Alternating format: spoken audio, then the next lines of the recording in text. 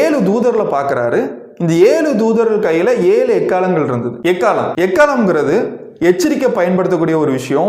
ஆபத்து வருது அப்படிங்கறத காண்பிக்கிறதுக்காக பயன்படுத்தக்கூடிய விஷயம் தான் இந்த எக்காலம். இங்க யோவான் பார்க்கும்போது 7 தூதர்கள் 7 எக்காலங்களை பிடிச்சுக்கிட்டு நிக்கிறாங்க. வெளிப்படுத்தல் 8வது அதிகாரத்திலையும் 9வது அதிகாரத்திலையும் எக்காலங்கள் ஊதப்படுது. இந்த எக்காலங்கள் ஊதப்படும் போது அடுத்த ஆபத்து வருது. 6 முத்திரைகள் உடைக்கப்படும் போது வந்த ஆபத்துக்களை விட இந்த 7 எக்காலங்கள் ஊதப்படும் போது வந்துகிற ஆபத்துகள் ரொம்ப ரொம்ப மோசமான விஷயம். இந்த 7 எக்காலங்களையும் தேவன் கொடுக்கறதுக்கு ஒரு காரணம் இருந்தது.